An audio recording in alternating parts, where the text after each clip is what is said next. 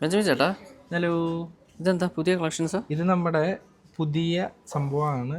ചെറിയ പേള്, അതുപോലെ തന്നെ tiger I, okay imported crystals, അതുപോലെ തന്നെ ഷുഗർ ബീഡ്സിലൊക്കെ ചെറിയ പെൻഡൻറ്റും അതുപോലെ തന്നെ പെൻഡൻ്റ് ഇല്ലാണ്ട് വരുന്ന ബീഡ്സിൻ്റെ മാലയാണ് ഇത് വരുന്നത്. ഇത് നമുക്കെന്ന് വെച്ച് കഴിഞ്ഞാൽ ഏറ്റവും ആപ്റ്റായിട്ട് ഉപയോഗിക്കാൻ പറ്റുന്നത് അടിപൊളി സാരി ഉണ്ട്, ഷിഫോൺ സാരി, അതല്ലെങ്കിൽ ലിനൻ സാരി, അല്ലെങ്കിൽ നമുക്കിത് പട്ട് സാരിയുടെ ഒപ്പം പെയർ ചെയ്ത് ഉപയോഗിക്കാം കേട്ടോ.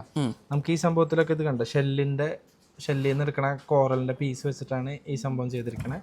ഇതിൽ ബാക്കിയെല്ലാം യൂസ് ചെയ്തിരിക്കുന്നത് ഷുഗർ ബീഡ്സ് എന്ന് പറഞ്ഞിട്ടുള്ള ബീഡ്സ് ആണ് വരുന്നത്. ഇതെന്ന് പറയുന്നത് ഇമ്പോർട്ടഡ് ക്രിസ്റ്റൽസ് ആണ്.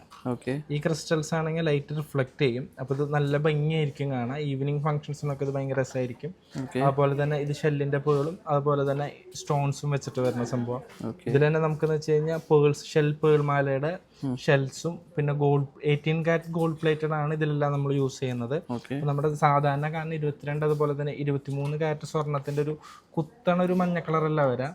അതിന് പകരം കുറച്ച് ലൈറ്റ് ആയിട്ടുള്ള ഗോൾഡ് ആയിരിക്കും. അപ്പൊ എന്ന് വെച്ച് കഴിഞ്ഞാൽ നമുക്കൊരു അധികം സട്ടിലായിട്ട് പോകണം. അതുപോലെ തന്നെ നമ്മുടെ ഡ്രസ്സും ഇതിനോടൊപ്പം ജ്വല്ലറിയുടെ ഒപ്പം തന്നെ നമുക്കൊന്ന് അധികം എടുത്ത് നിൽക്കണ്ട, രണ്ടും കൂടി ഒരുമിച്ച് സെറ്റിലായിട്ട് പോകണമെങ്കിൽ ഇത് നല്ലൊരു ഓപ്ഷനാണ്. ഇത് ഏറ്റവും കൂടുതൽ ആപ്റ്റായിട്ട് നമ്മൾ പറയുന്നത് ബാങ്കിൽ, അതുപോലെ തന്നെ ഗവൺമെന്റ് ജോലിക്കൊക്കെ പോകുന്ന ചേച്ചിമാര്, അതുപോലെ തന്നെ സ്കൂളിൽ പഠിപ്പിക്കുന്ന ടീച്ചർമാര്, അവർക്കൊക്കെ ഇത് നല്ല രസമായിരിക്കും. അപ്പോൾ അവർക്ക് ഇതിന്റെ ഏറ്റവും വലിയ പ്രത്യേകത എന്ന് വെച്ച് കഴിഞ്ഞാൽ ഓരോ ദിവസം വെവ്വേറെ ഡ്രസ്സുകളുടെ ഒപ്പം ഇടാൻ സാധിക്കും. ഇതിന് ഒരുപാട് ഡ്രസ്സുകളുടെ ഒപ്പം ഇത് പെയർ ചെയ്യാനും സാധിക്കും. നമ്മുടെ നാട്ടിലധികം കാണാത്തൊരു ഡിസൈൻസ് ആണ് ഇത്. കൊറിയൻ ജ്വല്ലറിയുടെ ഒരു വിഭാഗത്തിൽ വരുന്ന ഇമ്പോർട്ടഡ് ജ്വല്ലറികളാണ്.